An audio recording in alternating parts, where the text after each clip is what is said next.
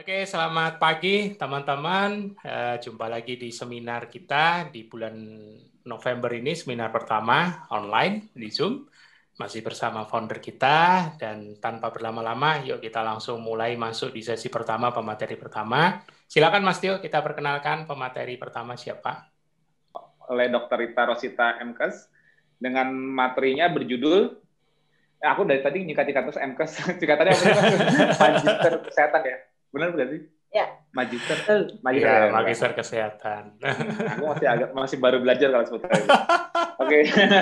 Saya macam-macam belakangnya. Aku ingatnya cuma kalau RM gampang. Nambahin gelar sendiri. Yang pernah nggak punya gelar, dengan pakai RM sendiri. Ada ngetes lagi bahasa Jawanya jago apa enggak? Oke. Judulnya Mbak Rita Rosita hari ini ialah sinyal metabolik terhadap sistem imun. Aduh, ini berarti kalau yang sering aku bahas namanya immunometabolism. Ini keilmuan yang mungkin jarang dilirik, mungkin yang selama ini terpisah antara orang yang belajar metabolisme dengan belajar imunologi. Tapi koneksinya mau disambungkan nih di sini nih.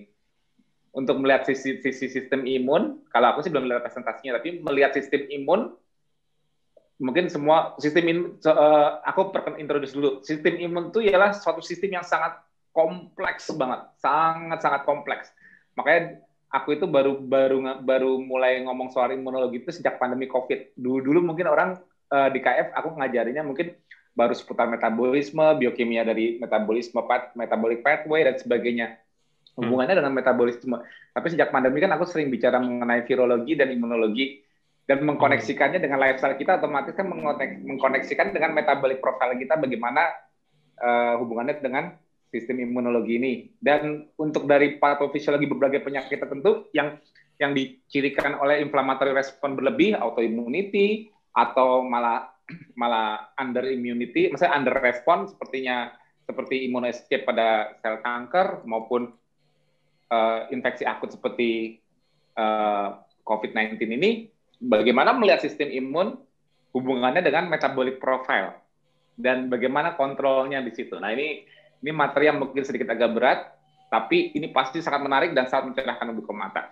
Oke, tanpa lanjut lama-lama, aku pamit. Ada itu Gojek nganterin. Ada kiriman. Ada kiriman dari itu Starbucks. Kita lanjutkan langsung ke Mbak Rita Rosita. Mbak, lanjut Mbak. Mungkin topik kali ini mungkin tadi sudah ada intronya dari Mas Tio ya, gitu. Padahal ini kalau Mas Tio baru mendalaminya, sebenarnya sudah dalam ya, mendalaminya katanya semenjak pandemi ya. Kalau saya ini sebenarnya menggali ingatan belajarnya pas 2015. Jadi ini kalau ada yang lupa-lupa, biar Mas Tio yang mengingatkan nanti ya. Baik, kita mulai langsung aja. Oh ya, nggak perlu kenalan dulu kan? Tadi sudah ada perkenalannya, sudah cukup ya, Mas Bobi ya? Sudah. Paling lokasi di mana gitu? Ini dokter prakteknya di mana gitu? Oh gitu. Ya, untuk perkenalan ulang lagi ya, saya prakteknya aja, jangan lama-lama. Nah, saya nggak praktek, saya ngajar di FK Universitas Brawijaya di Malang. Ya, jadi ya itulah. Cukup ya? Ya cukup. Jadi yang di Malang bersyukur, langsung cari nomor handphonenya. Oke deh. Baik, kita langsung masuk ke slide ya, yang judulnya tadi sinyal metabolik terhadap sistem imun ya. Sebagai intro ya, bahwa ini campur-campur bahasanya ya, karena biasa ngerjainnya baru tadi malam ya, jadi nggak sempat translate. Jadi imun sistem itu kalau disebut sistem berarti adalah sesuatu yang kompleks ya, bahwa ada sel-sel yang berbeda fungsinya, yang berada dalam organ-organ yang juga berbeda, tetapi mereka bisa bekerja sama dengan tujuan yang sama, yaitu adalah mempertahankan tubuh dari patogen ya, dari serangan penyakit lah gitu ya, against disease ya. Jadi kalau imun sistem ini sesuatu yang kompleks ya. Nah, bagaimana dia bekerja ya? Tadi ada sel-sel yang berbeda tadi ya. Jadi mulai mulai dari dari sel-sel, kemudian ada mediator inflamasi di situ, ya, kemudian ada sel memori di situ, ada yang bersifat efektor, ada yang bersifat supresor, yang sifatnya seimbang. Yang pertama tugasnya untuk sel imun ini adalah dia itu harus bisa mengenali sel self atau selnya sendiri dan yang non self, yang antigen yang dari luar, ya. Jadi dan itu sel imun itu disekolahkan dulu, ya, ada sekolahnya sel imun itu ada di timus dulu di masa perkembangan tubuh kita. Nah, kemudian setelah dia diajari, ya kalau enggak kan dia akan menyerang tubuh kita sendiri, ya. Nah, kalau misalnya sudah diajari self dan non self, maka dia juga harus bisa belajar bagaimana membedakan, ya, antara sel yang non self, yang sel bukan tubuh sendiri, yang tidak berbahaya, yang warna hijau itu, ya. Kemudian yang kedua, apakah dia tuh berbahaya tapi nggak terlalu berbahaya, biasa-biasa aja, nggak usah terlalu alert gitu. Kemudian sampai yang ke berbahaya. Jadi sebegitunya dia harus mengenali. Nah, kalau dia sudah bisa identifikasi, dia juga harus bisa mengembangkan sistem tubuhnya untuk bisa menyerang, ya. Lokasinya di mana, jenisnya yang seperti apa, warnanya bagaimana misalnya, ya. Kemudian bagaimana cara menghancurkannya, dan itu mereka bekerja sama secara simultan. Nah, bagaimana bisa mereka tuh merespon imun, ya, respon imun bisa melakukan penyerangan gitu kan, ya, terhadap patogen yang masuk, misalnya ada mikroba atau ada bakteri atau ada virus masuk melalui untuk ada bariernya di tubuh kita melalui epithelial barrier. Nah, di situ ada sel-sel imun yang sudah residen, yang sudah tinggal di situ untuk berjaga-jaga, bersiap. Tadi ini tugasnya yang untuk patroli dan berjaga-jaga, yaitu si makrofag atau sel dendritik, bisa juga kalau di sirkulasi itu ada neutrofil. Kemudian apabila dia masuk, kemudian dia bisa difagosit, ya, atau dimakan sama, ini ada yang non self, kemudian dia makan. Kemudian kalau bisa diatasi karena jumlahnya sedikit, tidak terlalu berbahaya, selesai sudah. Tapi ternyata jumlahnya banyak, kemudian dia karena bereplikasi dengan cepat, kemudian antigennya sangat antigenicity-nya sangat asing gitu kan, ya. Tambah asing suatu antigen dengan dibandingkan tubuh kita, maka lebih patogen dia. Nah, dia harus lapor, ya. Nah, dia harus lapor sama siapa? Sama T-cell, namanya T helper cell. Nah, T helper cell ini, maka dia itu akan dilaporkan, ya, akan terbentuk kompleks TCR, ya. Jadi akan seperti lapor, ada orang mencurigakan gitu, ya, di pojokan kompleks sana, ya, pakai baju hitam-hitam. Nah, dia mengenali, oh ya, antigennya berbentuk ini, ya, yang harus disiapkan untuk bagaimana menyerangnya. Kemudian dia bereplikasi, berproliferasi. Kemudian si T helper cell ini, makanya kenapa disebut T helper, karena dia tuh pemimpin orkestranya dari sistem imun, ya. Dia akan berkembang menjadi T cell effector. Dia memerintahkan baik itu CD8 atau sitolitik atau natural killer cell untuk bunuh. Kemudian dia memerintahkan limfosit B untuk berubah menjadi plasma sel, kemudian untuk menghasilkan antibodi yang spesifik, ya, khusus untuk antigen yang mencurigakan atau yang sudah masuk ke dalam tubuh kita. Dan kemudian setelah itu, setelah disiapkan, kemudian maka akan diserang, ya, si mikroba atau si virus yang masuk ke dalam tubuh kita. Jadi ini sebelum masuk ini saya cerita dulu tentang respon imun, ya. Nah, dalam rangka tadi, ya, bisa mempertahankan diri dari serangan musuh dari luar, tetapi dia juga harus tahu bahwa ada sel-sel juga yang harus dia lindungi, nggak boleh diserang, ya. Sehingga sistem imun kita tuh harus dalam keadaan homeostasis, ya, harus dalam keadaan seimbang, ya, balance, ya. Jadi antara sifat reaktivitinya, ya, bahwa ada serangan masuk, kemudian dia harus out gitu, ya, maksudnya tuh harus alert gitu. Nah, sedangkan santuy, ini konco dewe, misalnya ini teman sendiri, ya, nah, seperti itu. Jadi kalau ada ketidakseimbangan, misalnya reaktivitinya yang terlalu berlebih, maka akan terjadi disregulasi atau terjadi gangguan. bisa itu autoimmune disease, bisa inflamasi kronik, ya, atau bahkan kegagalan kehamilan jadi keguguran gitu. Kenapa? Karena sel janin janin yang dikandung oleh si ibu ini dianggap musuh, diserang karena terlalu reaktif contohnya, ya. Dan kalau dia terlalu santuy, toleransi terhadap yang masuk, maka terjadi imunodefisiensi, kekurangan dari sistem respon imun yang tidak adekuat. Kemudian atau kalau sudah terjadi infeksi, maka terjadi persisten, nggak sembuh-sembuh infeksinya, atau bahkan overwhelm, ya terlalu berlebihan sampai sepsis misalnya. Nah, keseimbangan dari sistem imun ini, ya, ini adalah karena ada keseimbangan antara aktivasi limfosit dan kontrolnya. Kontrolnya siapa? Dilakukan oleh T-cell regulatory, ya. T regulator, biasanya kita nyebutnya Treg gitu ya, bukan T-rex tapi Treg, ya. Nah, jadi T effector, ya, sel T effector, dia yang berfungsi sebagai tadi untuk melakukan fungsi reactiveness-nya itu. Sedangkan kalau yang T cell atau T-regnya itu dia yang menyeimbangkan untuk mentoleransi, ya, nggak usah terlalu heboh gitu kan, ya. Begitu habis misalnya patogennya, si mikrobanya sudah selesai, maka harus di stop gitu.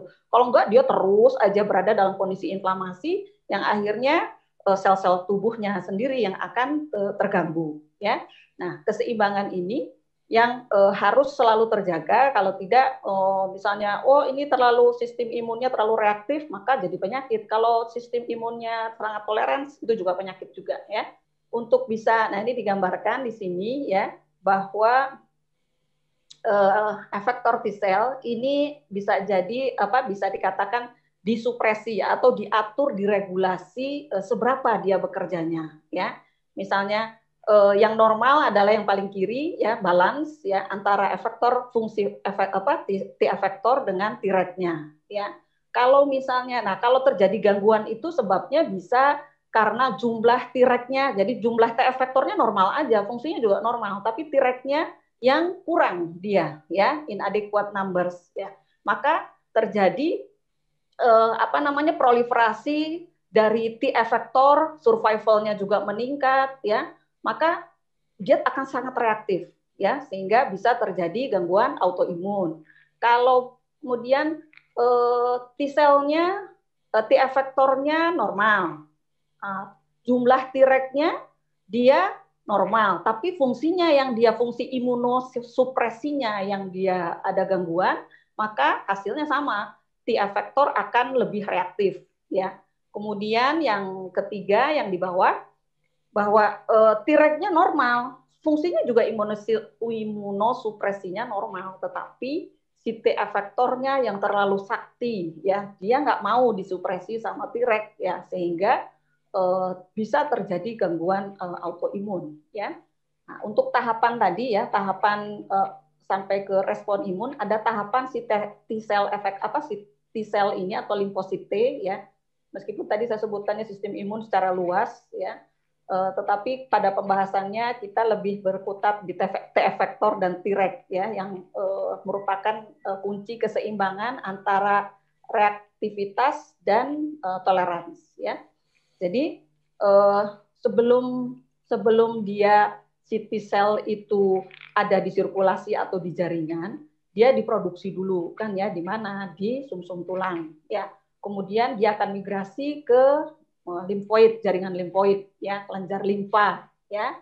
Kemudian dia akan dan karena dia belum kontak dengan patogen disebut naive T-cell, ya. Jadi si T-cell yang masih naif gitu, ya, masih polos gitu, ya.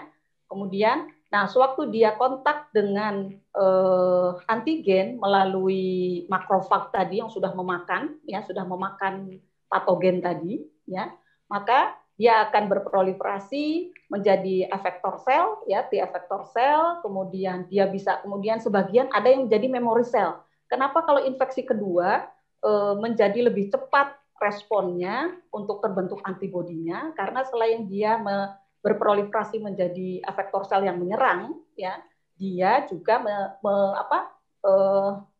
membuat sel atau berproliferasi menjadi sel memori untuk ingat-ingat gitu kan, ingat-ingat nih, ya, kalau ada patogen yang apa namanya, kalau masuk lagi dia, kamu harus langsung serang, ya.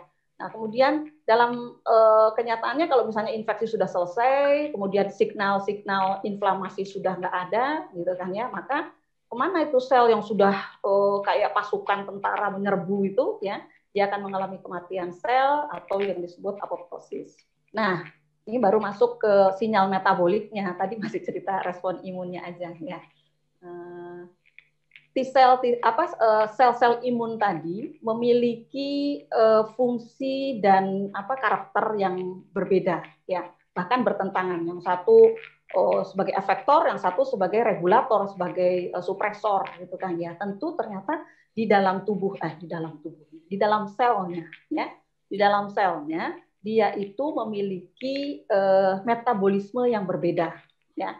Jadi kenapa sel harus punya metabolisme? Karena sel membutuhkan energi untuk beraktivitas seheboh itu tadi, ya, berpatroli tadi, ya, kemudian memfagositosis atau memakan, kemudian dia bermigrasi, ya, lapor ke T-sel, itu semua beraktivitas yang membutuhkan energi. Apalagi dia harus berproliferasi, memperbanyak diri, ya.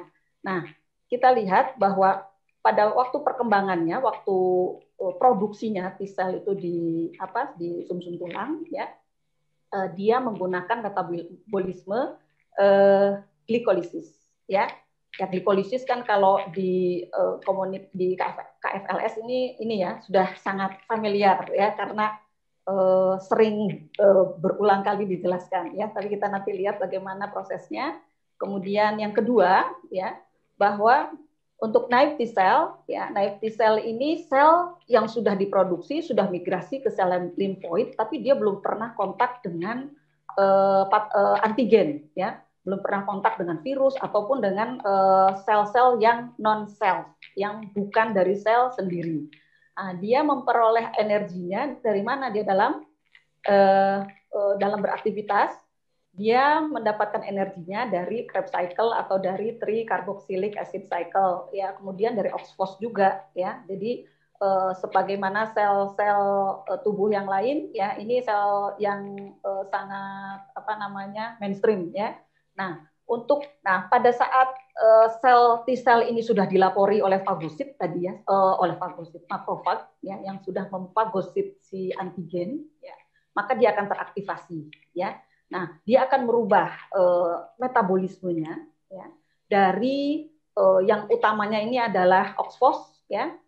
Dia menjadi glikolisis yang aerob, ya. Jadi glikolisis agar lebih cepat gitu dia, karena dia membutuhkan energi lebih cepat dan lebih banyak. Padahal glikolisis itu menghasilkan 2 ATP saja, ya. Tapi karena cepat dia bisa lebih banyak daripada OXPHOS gitu kan, ya. Kemudian dia aktifkan pembakaran protein melalui glutaminolisis. Kemudian dia juga memproduksi mensintesa fatty acid. Jadi fatty acidnya tapi bukan untuk dibakar, ya, dia bikin gitu kan. Dalam rangka apa? Dia untuk proliferasi, karena untuk proliferasi artinya memperbanyak diri, mereplikasi diri jadi banyak, dia butuh fatty acid juga gitu. Kemudian melalui pentose phosphate pathway. Nah, ini waktu teraktivasi, dia menyiapkan serangkaian metabolisme, ya, untuk yang tujuannya ada 2. Dia menghasilkan ATP lebih banyak. Yang kedua, dia menghasilkan substrat metabolit untuk ini T-cell diferensiasi yang warna biru muda ini, ya, yang sebelahnya.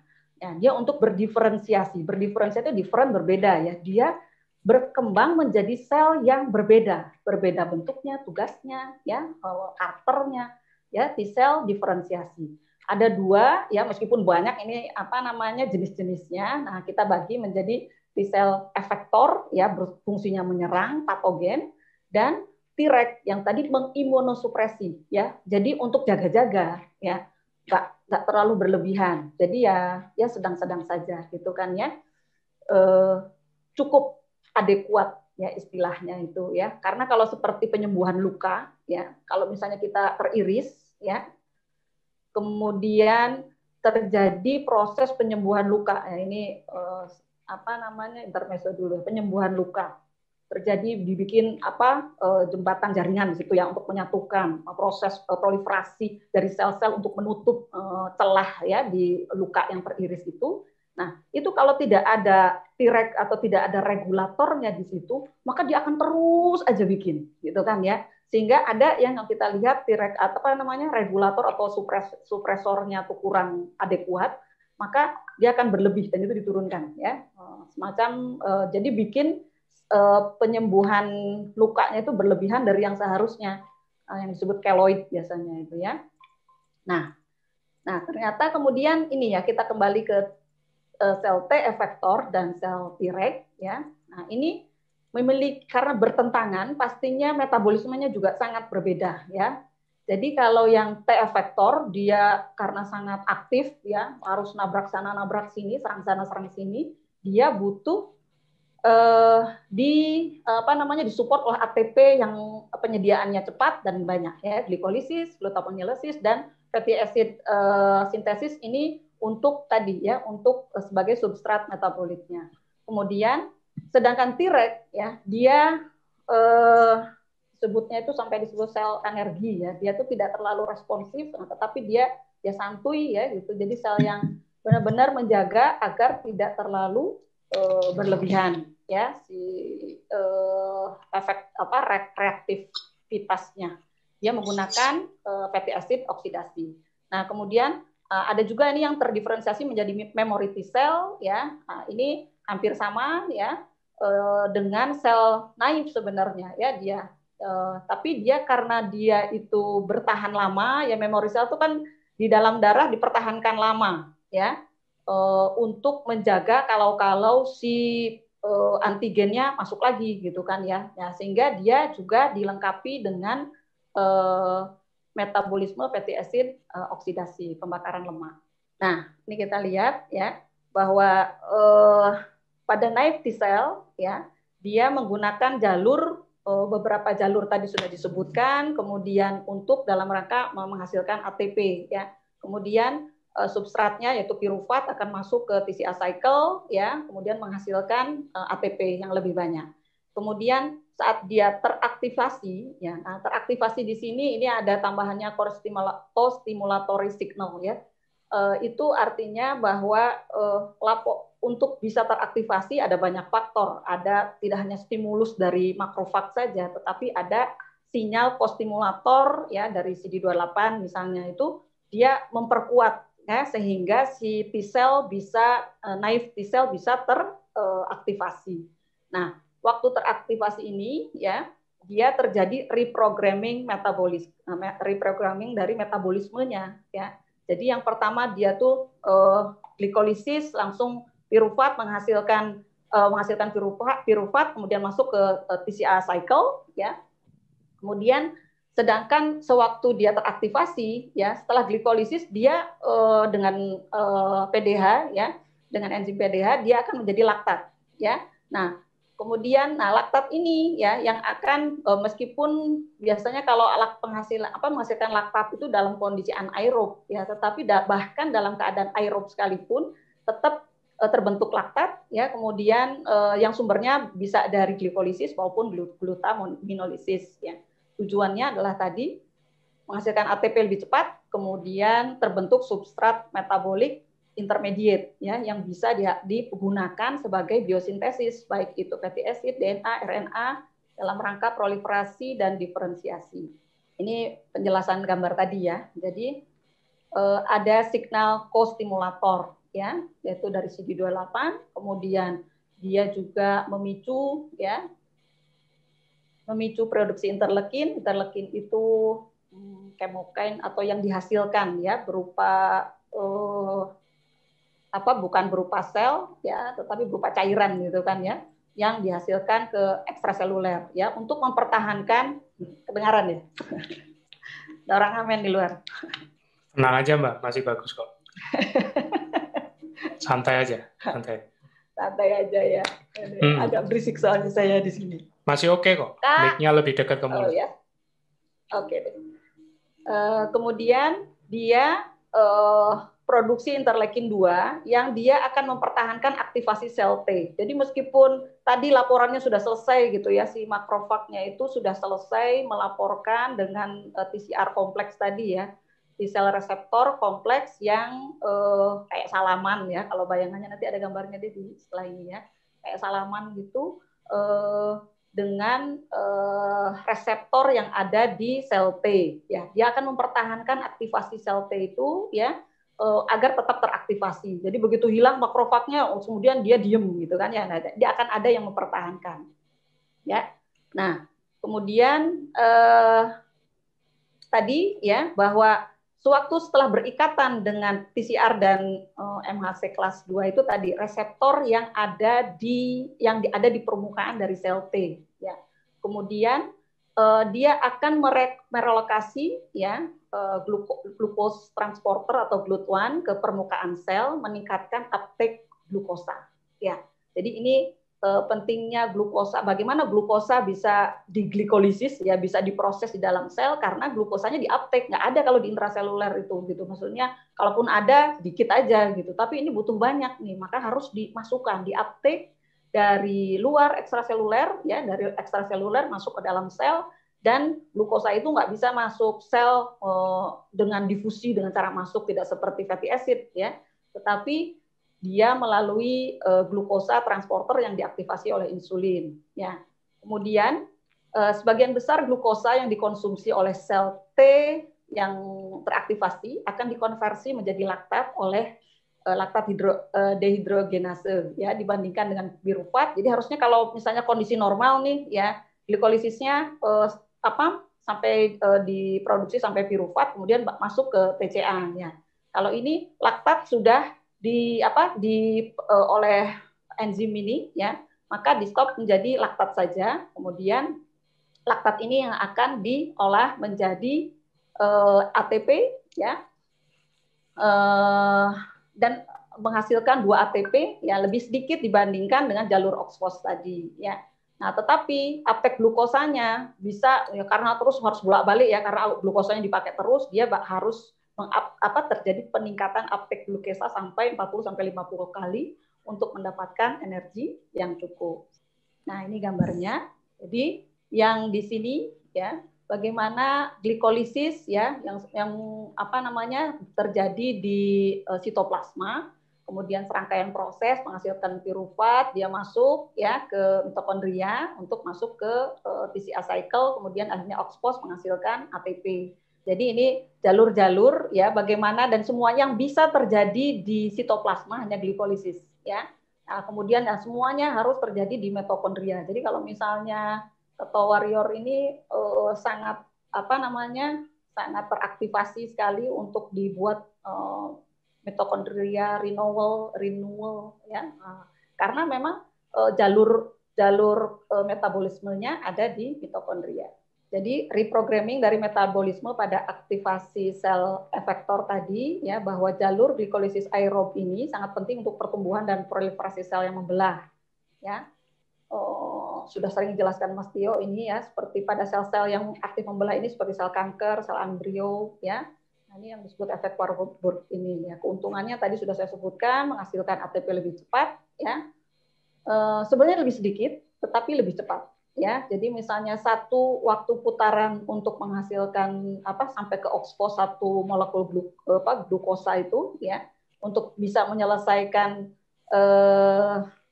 metabolismenya sampai OXPHOS itu ya cuma 1 kali. Kalau glikolisis bisa sampai sudah 12 kali gitu kan ya, karena lebih pendek ininya prosesnya, dan menghasilkan substansi untuk biosintesis. Nah, pada T-reg ya, apa yang terjadi gitu kan ya, kalau saat dia homeostasis atau dia sedang dalam kondisi steady state atau homeostasis maka dia juga menggunakan glukosa juga. Ini yang tebal-tebal ini ya, berarti dia yang dominan. Kalau dia sudah sampai abu-abu gini, berarti prosesnya tidak ada atau minimal sekali ya. Nah, di sini kalau misalnya dia dalam keadaan homeostasis ya, dia glukos juga ada masuk pirufat, masuk ke TCA seperti biasa, OXPHOS ini juga ada ya. Nah, dalam keadaan dia bermigrasi, maka glikolisis ini dari pirufat menjadi laktat, ya, kemudian dia akan menghasilkan ATP ya dari pembakaran laktat ini. Kemudian pemicunya lain adalah dari hipoksia indusibel faktor 1 alfa, ya, dia juga akan bisa memicu glikolisis. Kapan dia ini biasanya kalau misalnya di adiposit atau di sel lemak ini dalam keadaan hipertrofi, ya, atau ada keadaan stresor tertentu, ya, maka dia akan menghasilkan asalnya stabil, ya, asalnya kemudian dia menjadi lebih unstable, kemudian menjadi stabil sehingga dia bisa memicu serangkaian metabolisme, ya.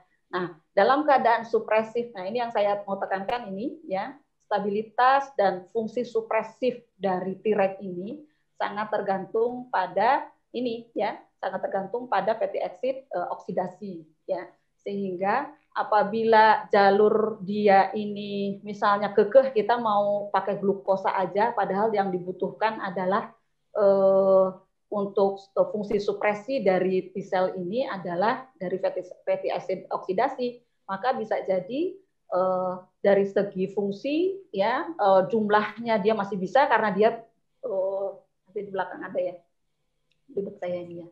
Jadi kalau misalnya glukosa tinggi, kemudian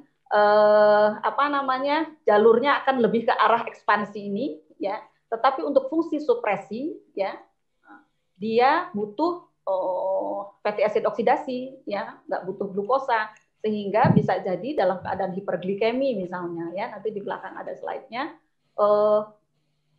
jumlah T-regnya kalau dihitung jumlah T-regnya itu normal atau bahkan meningkat, ya, tetapi dalam setelah diperiksa fungsi supresinya, imunosupresinya, nah, ternyata dia defektif atau inadequate.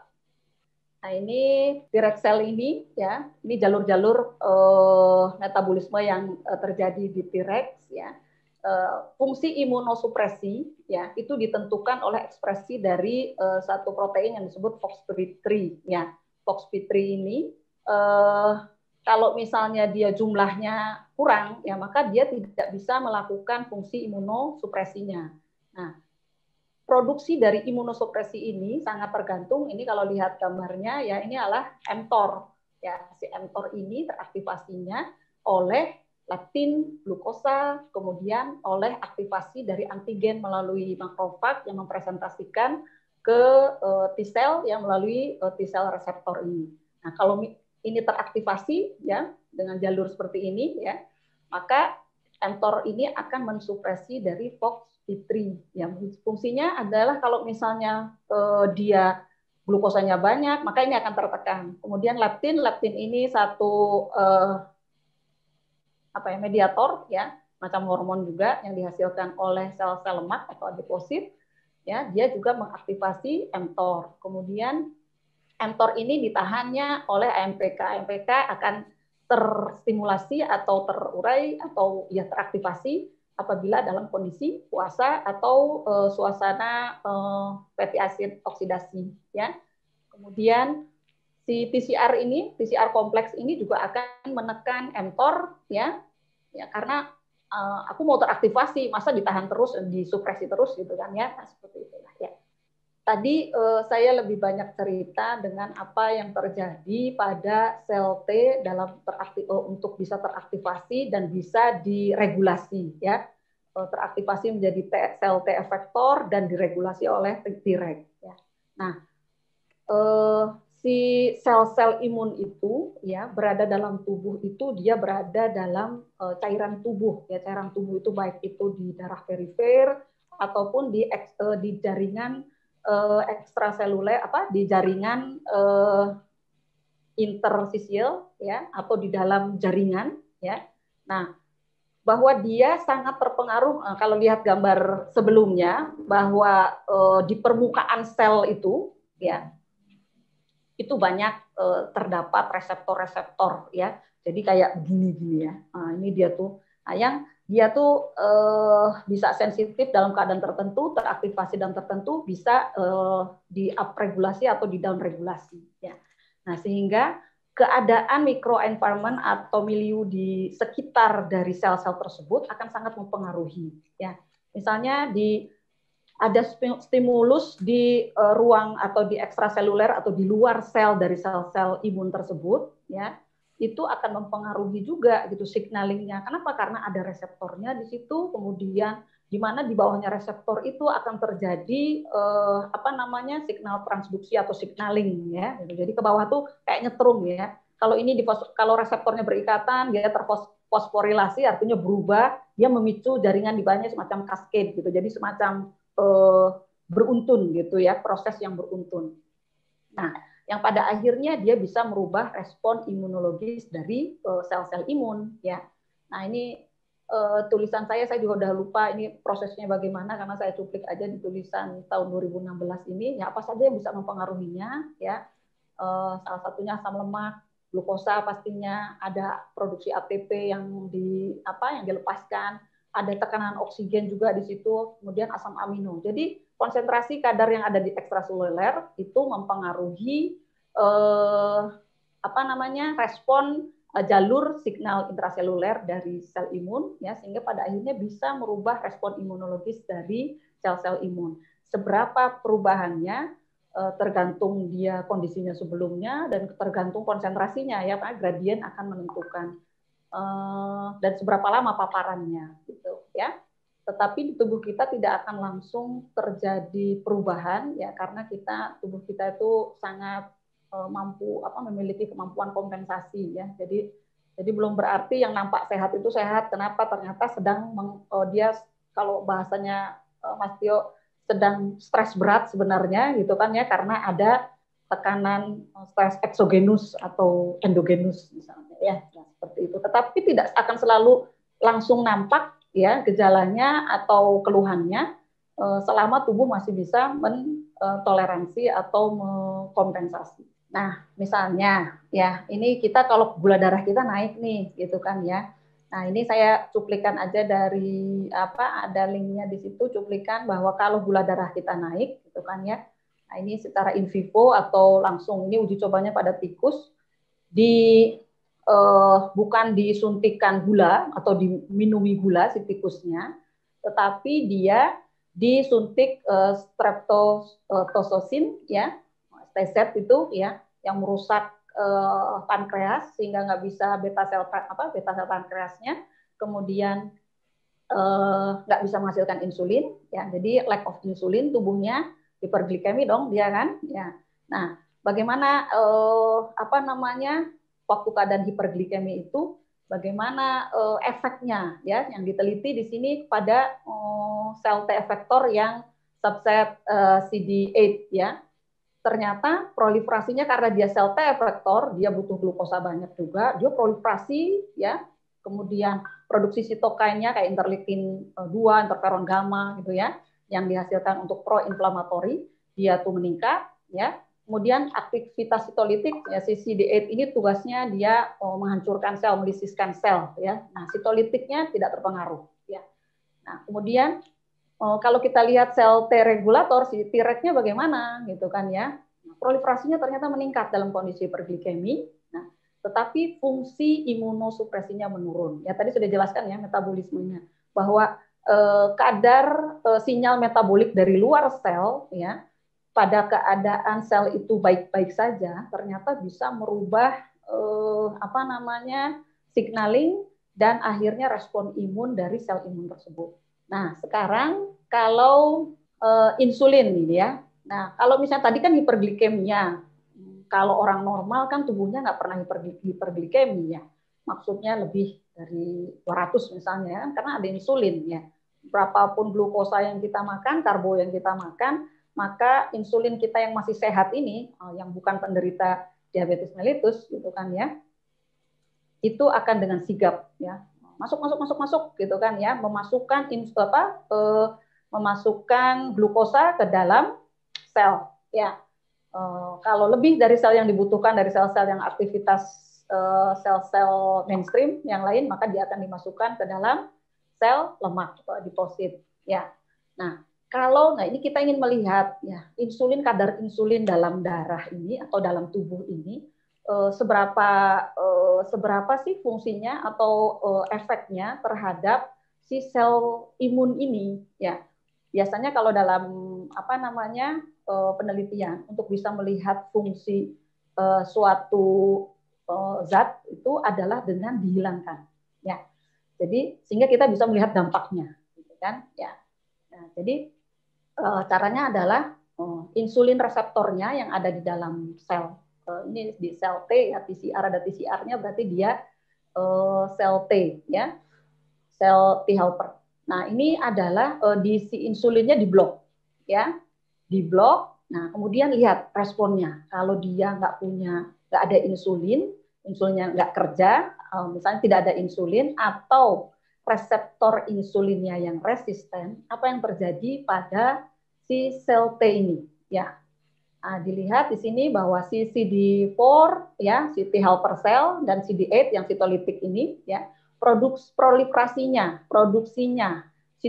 produksi sitokinnya, kemudian migrasinya ya, itu menurun ya. Kenapa? Karena dia benar-benar glukos dependen kan ya. Begitu insulin nggak ada, maka glukos transporter nggak bisa memasukkan gula ke dalam sel ya. Maka dia akan nggak bisa punya ATP cukup untuk berproliferasi, kemudian untuk produksi sitokin, ya. Nah, jadi artinya dia akan terjadi kelemahan, ya, misalnya disebut di sel exhaust, ya. Kemudian yang kedua ternyata terjadi apoptosis yang meningkat. Apa itu apoptosis? Adalah kematian sel secara bunuh diri, gitu kan ya. Jadi kematian selnya nggak karena diserang sel lain atau diserang makrofag gitu atau sitolitik, tapi karena dia ada program bunuh diri ya, disebutnya apoptosis ya di dalam tubuh kita itu. Nah, kemudian yang kedua kalau reseptor blok insulin reseptornya diblok pada sel Treg, apa yang terjadi ya? Proliferasi imunosupresinya tidak terpengaruhi, dia malah terupregulasi ya. Jadi proliferasinya blok. Jadi proliferasinya dan imunosupresinya bahkan tidak terpengaruh gitu karena dia mungkin tidak terlalu tergantung kepada glukosa ya. Kemudian di sini bisa dikatakan bahwa pada reseptor insulin ini bisa mengatur proliferasi dan produksi sitokin T sel di CD4 ini ya. Jadi sangat berperan penting ya. Nggak ada insulin katanya nggak hidup loh gitu ya. Terus kemudian sedangkan apabila terjadi resistensi insulin, contohnya pada diabetes mellitus tipe 2 atau pada obesitas yang akhirnya menjadi sindrom metabolik menjadi diabetes mellitus tipe 2 juga gitu kan ya, yang diawali dengan obesitas ya. Ini ya menurunkan fungsi, pada akhirnya bisa menurunkan fungsi proinflamatori dari T sel. Jadi awalnya waktu dia mulai hiperglikemi mungkin heboh ya, tapi ternyata bahwa keadaan hiperglikemi ini ya akan memicu terjadinya resistensi insulin juga pada akhirnya, sehingga juga akan menurun fungsinya. Kalau pada keadaan obesitas bagaimana gitu kan ya. Nah, kalau ini kan seolah-olah langsung tadi ya. Ini yang 2 penelitian sebelumnya dibuat hewan coba itu dibuat hiperglikemi. Yang satu lagi hewan coba dibuat reseptor diblok reseptor insulinnya. Kemudian lihat dampaknya terhadap sel ya. Nah, kemudian kalau yang terjadi obesitas ya, yang artinya dia ekses energi, ekses kalori yang masuk terus-menerus, kemudian disimpan di dalam sel lemak ya. Ini dilihat, ini gambar yang sebelah kiri, ini yang pada orang yang normal, ukurannya si adiposit atau si sel lemaknya mungkin sekitar 25-30 aja gitu. Nah, apabila dia kemudian di dalam sel lemak itu tinggal hanya lemak aja, di situ ada adiposit ini yang kuning ya. Kemudian ada makrofag di situ. Ternyata ada sel-sel imun yang residen yang tinggal di dalam jaringan adiposa ya. Bahkan ada pembuluh darah pastinya. Kalau enggak kan sel-sel itu nggak hidup ya, nggak dapat suplai oksigen dan nutrisi. Nah, ini ya apabila terjadi obesitas, makanya yang pertama terjadi adalah hipertrofi ya, yang sebelah kanan ya, hipertrofi. Si sel-sel lemak menjadi membesar. Ya, kalau hipertrofi muskulus bisa bagus ya. Kalau sel lemak ini ya yang seharusnya kalau pada orang kurus prosentasenya mungkin 20% aja.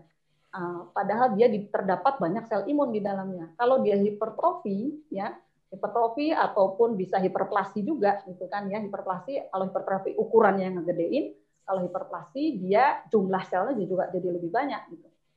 Nah, ini maka proporsi si jaringan lemak ini bisa sampai 50%, ya, sehingga keberadaan dari sel-sel lemak, sel-sel imun yang ada di dalam jaringan lemak, ya, ini menjadi sangat bermakna dia karena persentasenya sudah separuhnya ya. Kalau dia menghasilkan si sel lemak itu ya diposin menghasilkan interleukin 6. Ya. Interleukin 6 kalau dari 20% aman. Nah, kalau dari 50%, padahal interleukin 6 itu sifatnya proinflamatori ya. Kemudian dia juga mengubah. Nah, di sini kalau yang aktif di sini ada makrofag tapi yang jenisnya M2, dia lebih ke arah antiinflamatori gitu kan ya, nggak reaktif. Tapi kalau dia hipertrofi maka dia menghasilkan berubah si M2 ini menjadi M1 makrofag ya. Jadi bukan berubah juga sih, dia kemotaksis ya, dia tertarik ke arah ini jadi berkumpul di sini ya. Jadi tempat ngopi yang paling enak itu ya bagi sel imun itu adalah di jaringan lemak yang sudah mengalami hipertrofi.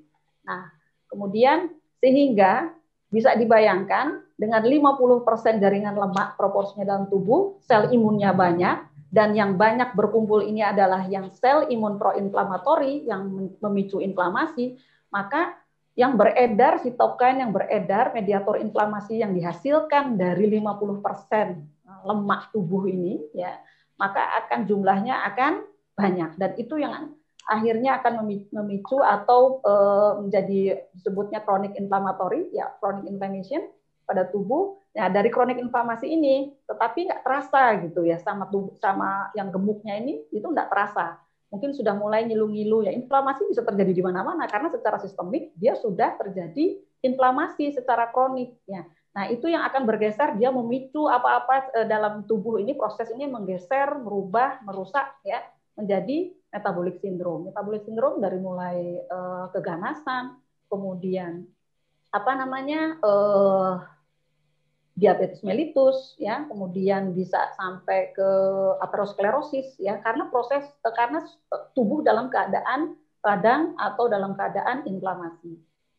Kalau kita puasa ya, nah ini saya ambil dari clinical trial ya, atau berapa ini kalau nggak salah 2018 ini ya, clinical trial ya, 24 jam fasting ya, kemudian dilihat komponen imunnya. Ini salah satunya ini agak tadi belum tersebut ya si inflamasom ini ya, NLRP3 ini ya, si inflamasom ya namanya. Itu adalah komponen dari respon imun alami atau innate immune system ini ya. Nah, dia adalah pemicu atau sebagai mediator terjadinya inflamasi secara steril. Kita bayangkannya kalau inflamasi itu radang itu biasanya ada infeksi ya. Kalau paling mudah kan memang melihat radang itu kalau ada infeksi ya. Itu tandanya kalor, rubor, dolor ya gitu. Jadi fungsio lesang. Apa itu? Kalau ada radang biasanya kalau yang nampak di permukaan tubuh maka biasanya memerah gitu ya, warnanya jadi merah. Kemudian dia kalau dipegang jadi panas. Kemudian kalau ditekan atau digerakkan jadi sakit ya, sehingga menurun fungsinya, fungsio lesang. Nah, ini kalau dalam keadaan fasting ya setelah 24 jam diukur inflamasomnya itu langsung turun gitu. Hanya sehingga si mediator inflamasi salah satu ini, sebenarnya yang lain-lainnya juga turun ya. Cuma ini di clinical trial ini yang dilihat si inflamasomnya ini ya. Kemudian kalau dia di breakfast ya, buka puasa, di refeeding ya, maka secara otomatis dia tuh langsung naik gitu ya, secara spontan gitu kan ya. Nah, ternyata refeedingnya bagaimana gitu kan ya? Ternyata yaitu mungkin kalau kita kayak buka puasa balas dendam gitu kan ya. Puasa Ramadan, nanti mulai asar itu kita sibuk aja ngumpulin makanan ya. Cari takjil sampai meja penuh gitu kan ya, over nutrien ya. Ternyata dia mengaktifkan langsung ya, tadinya sudah bagus efeknya ya karena balas dendam tadi ya secara jumlah. Ya di sini memang di penelitian ini nggak disebutkan makanannya apa ya. karbokah atau apanya, gitu, tapi dia menyebutkan overnutrient. Nah, kemudian ternyata dia terjadi aktivasi sel ya dari T helper sel T selnya, tapi lebih ke arah T sel yang ke Th2 ya, diferensiasinya yang mengarah ke alergi. Kenapa? Karena mungkin karena steril inflamasi ya, nggak ada patogennya, masa dia mau mengaktifkan ini, jadi dia bergeraknya, tapi intinya teraktivasi ya. Nah, sehingga bisa disimpulkan bahwa nutrient load, jadi makan itu ya, makan secara itu ya, itu sangat meregulasi dari diferensiasi dari T sel, kemampuan dari T sel diferensiasi dari T sel gitu ya, sehingga mungkin itulah yang mendasari kenapa di KF itu fasting is healer ya, and saya lupa kelihatan muridnya jangan ketosis is keeper ya gitu ya. Yeah. Nah itu jadi si fastingnya ini akan sebagai healernya, menyembuhkan ya dari apa-apa yang tadinya tubuh kita tuh dalam keadaan inflamasi, dalam ini dia kayak diredakan gitu kan ya, menyembuhkan. Kemudian nah saat berbukanya gitu kan ya, saat refillnya, saat refeedingnya gitu, itu harus diperhatikan. Kenapa? Karena dia balik lagi seret gitu kan ya. Saya yang udah capek-capek puasa kan, ya nggak capek juga ya, tetap pahala ya. Kalau puasa Ramadan, puasa sunnah misalnya ya. Tapi sayang yang sudah dipertahankan tadi, sudah diinduksi tadi ya, kemudian buyar lagi gitu ya. Salahnya sudah, terima kasih. Saya lupa tadi. Ini ya melewati batas waktu ya. Harusnya 9.30, saya kasihkan cerita nggak lihat jam. Padahal saya bayangan saya, 20 menit saya ini nggak akan lama-lama paling. Ini saya sambil. Ya demikian presentasinya. Waduh, ini saya presentasi di depan ini para expert ini, saya sebenarnya nggak pede ya. Serasa lagi ngajar, iya. Serasa Zoom di depan mahasiswa. Aku juga tadi di grup metabolic conditioning aku ngelengkapin penjelasan Mbak, aku nunjukin tadi di grup metabolic conditioning. Saya baca deh. Pastinya banyak kurangnya malah, Mas ya. Enggak, bagus. Aku malah nambahin tadi yang penjelasan Mbak kenapa obesitas berhubungan dengan inflammatory respon, atau bahkan aku di grup metabolic conditioning menunjukkan Q-nya. Aku kasih jurnal mengenai postprandial macrophage derived interleukin 1 beta stimulate insulin and both synergistically promote glucose disposal and inflammation. Jadi yang orang nggak sadari kan tugas beta sel pankreas itu kan sebetulnya kan sebagai mensignaling keseimbangan glukosa. Dia kan mensensing rate glukosa di sirkulasi, betul nggak? Nah, yang banyak orang tahu cara untuk sifat insulin itu kan sebetulnya kan urgensi terhadap kehadiran glukosa di darah. Jadi postprandial itu artinya setelah makan. Setelah makan, kalau gula darah kita meningkat, entah itu karena sumber karbohidrat atau seratnya, respon insulin pertama kali yang dipikir orang membantu untuk masuk ke dalam sel, digunakan sebagai bahan bakar dan sebagainya, sebetulnya kalau dari sisi evolutionary, dari engineering-nya di tubuh, itu sebetulnya jangan dilihat seperti itu. Dilihat menunjukkan bahwa sifat glukos yang sangat urgent untuk segera kembali normal. Itu dia. Jadi menunjukkan bahwa sifat hyperglikemia itu adalah suatu kondisi yang sangat dihindari oleh tubuh. Tubuh sangat menghindari kondisi hiperglikemia. Kenapa? Karena hiperglikemia di saat fat state makan maupun fasted state tidak makan sama-sama menunjukkan situasi stres di tubuh. Ngerti nggak maksudnya, Mbak?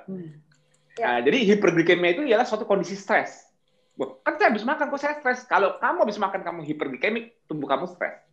Kalau kamu nggak makan, kamu hiperglikemik, kamu sedang stres. Tubuhnya ya, ingat, aku nggak pernah ngomong stres sistem itu cuma dari kepala doang. Sorry, memang dari kepala kontrolnya, cuman bukan stres pikiran maksudku. Tubuh saat stres, cerminan via HPA axis, cortisol system, modulasi gluconeogenesis di liver, gula meningkat. Cerminan dari sympathetic nervous system memodulasi sama juga gluconeogenesis meningkat. Jadi kalau bukan karena itu, tapi karena dari makanannya, tapi hyperglycemic state muncul, nggak cepat direspon oleh insulin, itu juga kondisi stres, memodulasi sistem yang sama. Jadi kalau dilihat dari evolutionary perspektif, sifat insulin itu ialah menunjukkan urgensinya glukos metabolism, menunjukkan pentingnya glukos homeostasis. Karena hyperglycemic state itu sangat dihindari. Nah, yang aku barusan share jurnalnya dari Nature Immunology, jurnalnya aku share di grup Metabolic Conditioning, nanti aku share di chat ini juga. Itu menunjukkan efek siapa saja yang membantu glukos disposal. Siapa saja di dalam tubuh yang membantu menyingkirkan glukos untuk kembali homeostasis. Yang banyak orang tahu ialah itulah fungsi skeletal muscle untuk menguptake retroglikogennya atau dipakai untuk, makanya kalau orang habis makan karbo, logiknya paling bagus di pagi hari. Kenapa? Karena di pagi hari habis makan bergerak.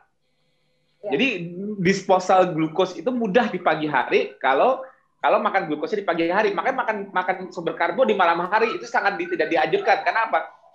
Siapa yang melakukan glukos disposal? Kan sel-sel oksidatif di tubuh kita yang involuntary cuma jantung lah, anggap aja. Jantung involuntary, nggak usah disuruh, dia pasti oksidatif terus. Tapi otot kita oksidatifnya kan berdasarkan demand, benar nggak, Mbak?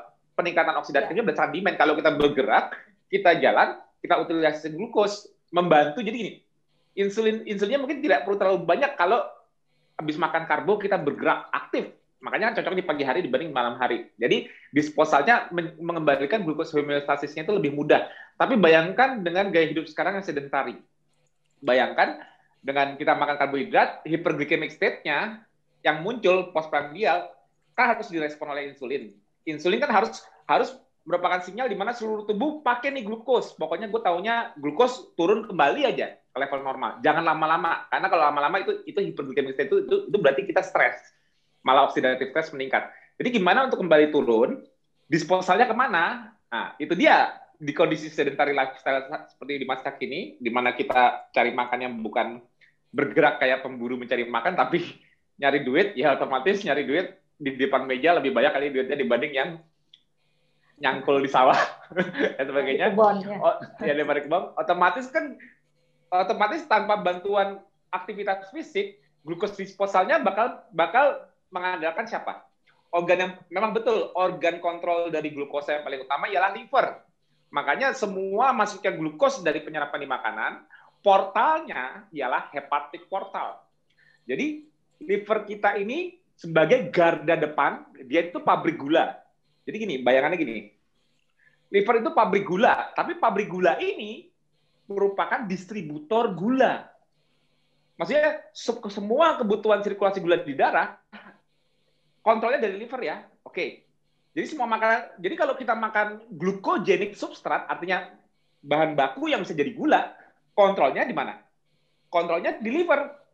Walaupun harus kalau glucogenic kan artinya belum gula, tapi bisa jadi gula. Masuk ke liver jadi bahan baku produksi, liver ngeluarin gulanya. Benar nggak? Oke. Kalau masuk gulanya itu sendiri, ya sama. Bypassnya juga hepatosit yang ngatur, liver yang ngatur. Makanya kan kerja sinergis antara liver dan pankreas itu apa? Mas, liver kan nggak punya GLUT4 untuk kan respon insulin di insulin reseptor itu kan transporternya GLUT4. Tapi liver nggak pakai GLUT4 tuh transporter gulanya pakainya GLUT2 untuk bisa keluar masuk glukos masuk dan glukos keluar. Nggak satu arah kayak GLUT4 kayak skeletal muscle maupun adipose tissue. Jadi respon insulin dari pankreas yang mensensing rate dari kenaikan gula, insulin yang ditangkap sinyalnya oleh liver, tujuannya buat apa bagi liver? Bagi liver gini, kalau glukos yang beredar meningkat, berarti saya nggak produksi glukos. Artinya sifat insulin cuma untuk menekan gluconeogenesis.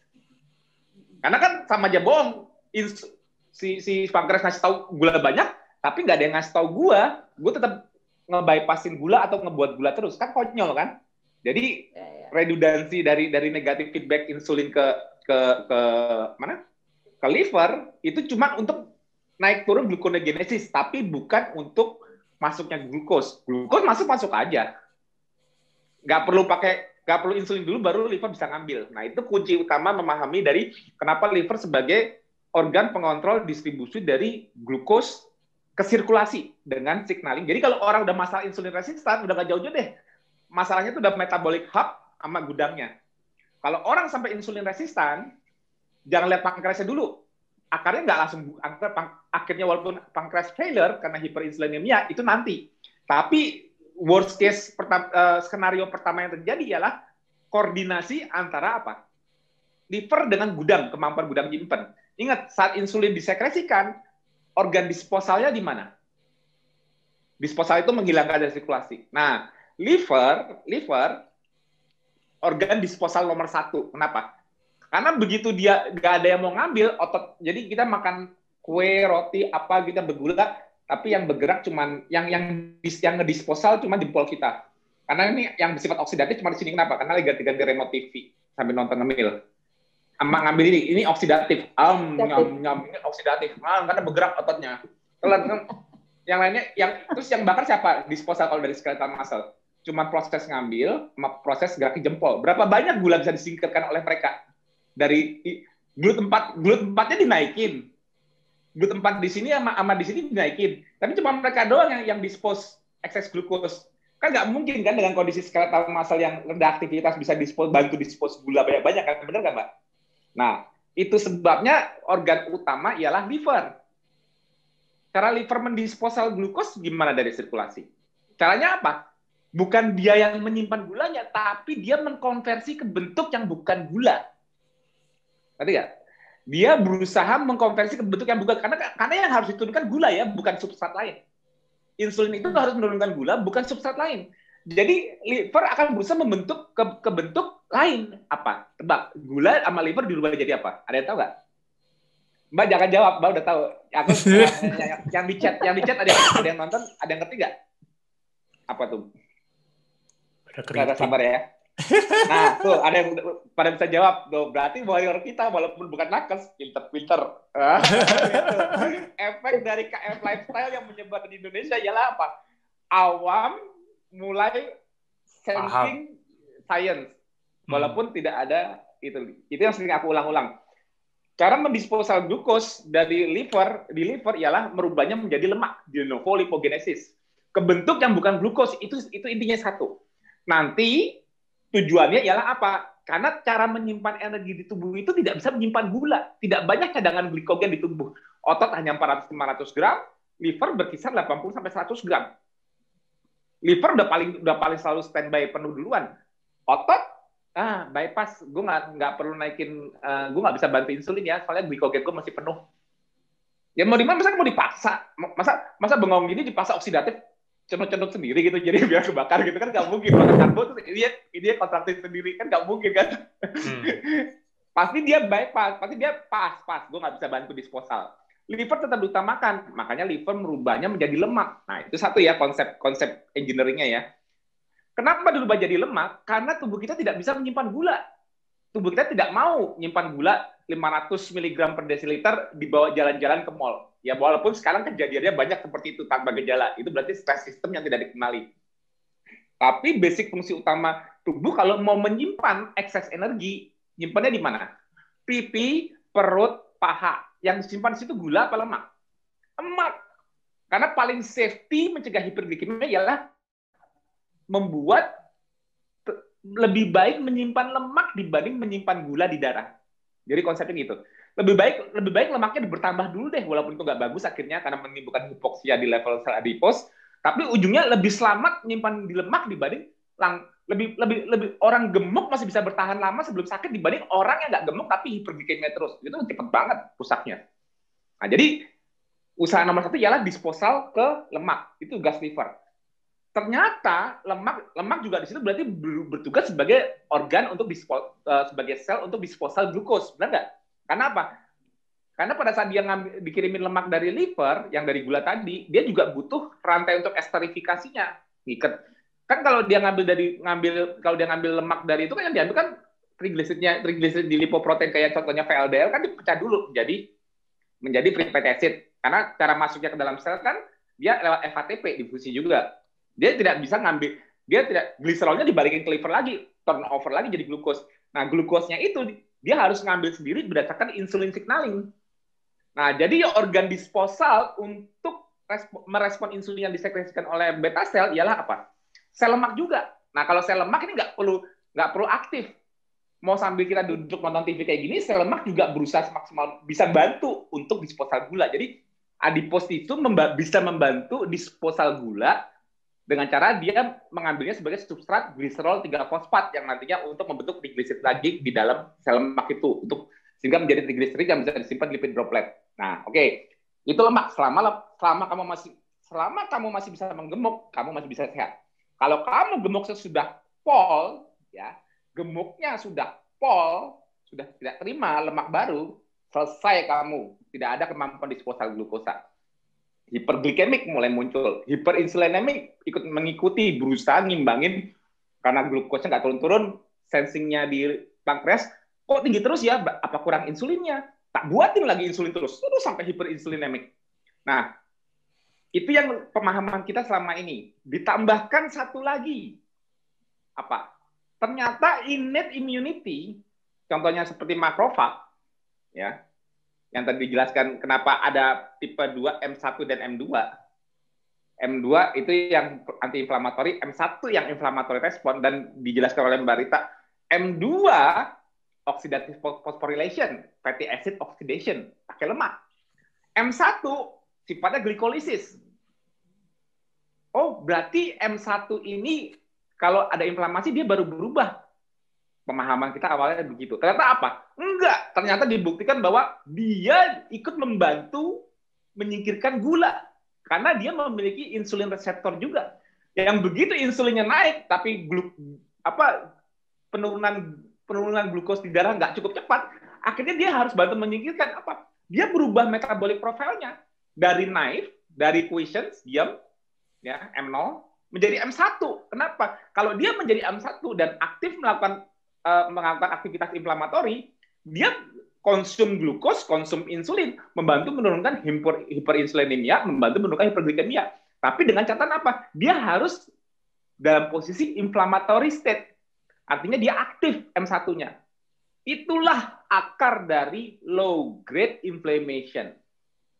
Catat, itu engineering paling penting. Ternyata postprandial dari glucose removal akan kasih burden ke sistem imun, terutama innate immunity, untuk bantu menyingkirkan dengan cara dia bersifat inflamatif. Dan apa efek inflamatif terus-menerus seperti ini? Yang gejala kita rasakan cuma pegel-pegel, gampang capek, apa? Ya biar aja. Cuman inflammatory state yang bisa kita abaikan. Bayangkan kalau terus-menerus. Efek inflamasi terus-menerus, ini yang damaging. Awalnya, M1 aktifnya di adipose yang hipoksia. Yang mensekresikan sinyal bahwa dia stres, didatengin. Bahkan yang pada mati-mati selnya mengundang untuk phagocytic activity. Akhirnya inflamasi di sektoral adipose tissue bersifat inflammaging, menyebar ke sekitarnya. Akhirnya terjadi adipose tissue resistan, jadi inflammaging di seluruh adipose tissue. Artinya adipose tissue dibuat tidak sensitif lagi dengan insulin. Kalau adipose tissue sebagai organ removal glucose dibikin tidak sensitif, selesai kamu. Kenapa? Siapa yang mau ngambil glukos dari sirkulasi? Siapa yang bisa mencegah hiperglikemia? Itu racanya. Jadi ini tambahan yang mudah-mudahan nambah enlightening.